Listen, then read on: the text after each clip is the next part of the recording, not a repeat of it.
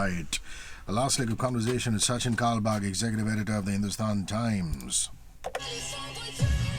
This is Good Morning Mumbai with Hrishi K. Okay, this is a question from Suhail Merchant. He says, Good morning, Hrishi. I want Sachin Kalbag's opinion. Should the IPL be held amid the coronavirus scare in India? And you have an interesting point of view. So, Suhail, thank you for writing in. I have a Jurgen Klopp kind of defense here. Defense The in the sense, Liverpool manager. the Liverpool manager. Somebody asked him about the isolation of the players given the coronavirus scare, and he said, "I'm not the expert." So, similarly here, I'm not the expert in these situations. There have been sports events in Japan. For example, the current sumo tournament that is going on. Sumo is a national sport of Japan. The entire stadium is empty. They've isolated the wrestlers and the officials from the audience, and the entire event for 15 days is going to take place without the audience. Similarly, the Tokyo Marathon, which took place last Sunday, was the entire place was bereft of audience. There were hardly a few hundred runners. So they have taken these precautions because the incidence of coronavirus in Japan and South Korea and China, of course, is much higher than it is in India. But it is finally up to the organizers to figure out what the level of safety that they want to have in the stadiums. Large gatherings are a problem, of course, no doubt about that. So this is something that the government, along with the IPL management and the stadiums and the sponsors and the team managements, will have to take together, because without the audience, it's difficult for a cricket match to run. Prithvijit Mukherjee on Twitter says, what's the difference between an epidemic and a pandemic? Since Sachin mentioned both, when does the former, the epidemic, turn into the latter, which is the pandemic? I don't know the technical definition of that, but a pandemic is something. It comes from the word pan. Of course, pan means it's globally prevalent.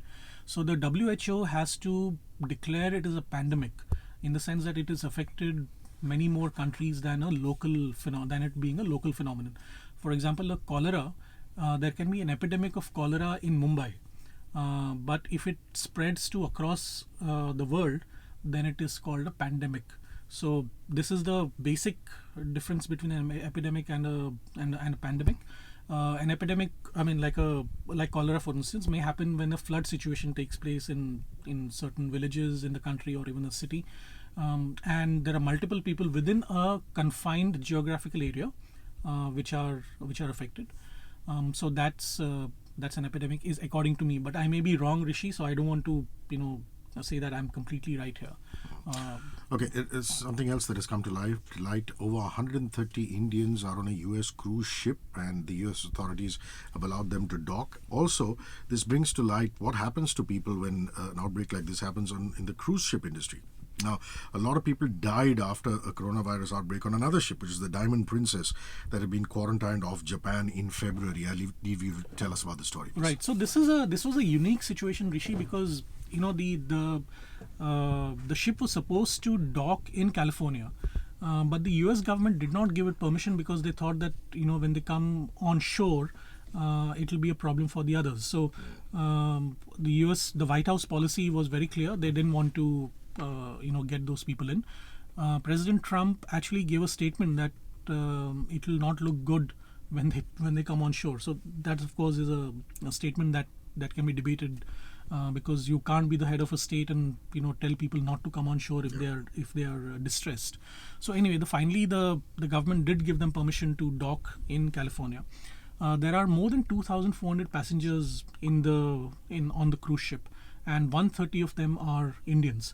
So this is a matter of concern. Once the test kits are delivered to that area where they are docked, and the tests are carried out, and if they're negative, then they might come back to India. If they are not, then they'll have to be kept in isolation. So as of Monday night, I think 600 positive cases of coronavirus was detected in America. So there is justifiable concern there. I won't call it a panic, but justifiable concern across the country about the coronavirus. So these 130 Indians, I hope they are safe and I hope they are tested negative. They can come back to India once the results are out. Just quickly before we sign off, 9 districts in Maharashtra are on the radar of the state health department because 5 persons traveling from Dubai to Pune, which we started off with, were confirmed as positive for the coronavirus. And you want to just tell us about those 9 districts, please? Yes, this includes Mumbai, Rishi. This is Mumbai, Thane, Raigad, Pune, Pimpri Chinchwad, Ahmednagar, Bid, Yavatmal and Nagpur on the radar. So the state health department had tracked down people who had come from these coronavirus hit countries, and they were dispersed into these 9 districts once they came back. So according to the state health department, I'm just reading out the numbers that have been provided by Srinivas Deshpande, who is our reporter. 6 people are from Mumbai, 1 from Thane, 2 from Raigad, 3 from Pune, 3 from Pimpri Chinchwad, 4 from Ahmednagar, 3 from Bid, 10 from Yavatmal and 3 from Nagpur.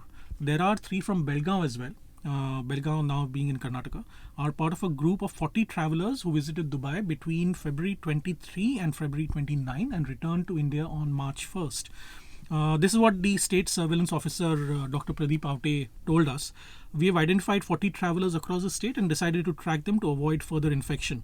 They've also decided to track each person who came in contact with those 40 people. So it's a massive exercise, Rishi. Just like the BMC did, we spoke about this in the previous segment.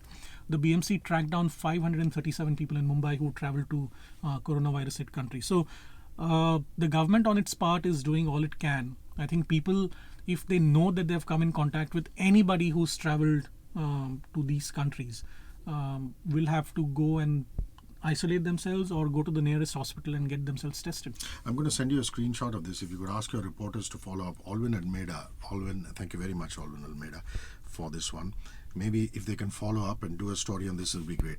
Hey Hrishi K, I guess we Mumbaikars are okay with the price hike in cab or auto rickshaw fares, but can we have clarity on the distance? For instance, on some meters, the counter starts ticking after 1.4 kilometers and on some before 1.4 kilometers. After how many meters will the next counter start to tick? What about the waiting charge?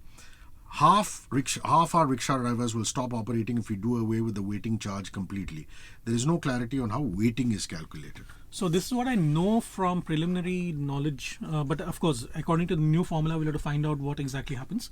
So the 1.4 kilometer rule is true. The meter starts ticking after 1.4 kilometers. If it starts ticking before 1.4 kilometers, it means that the meter is rigged.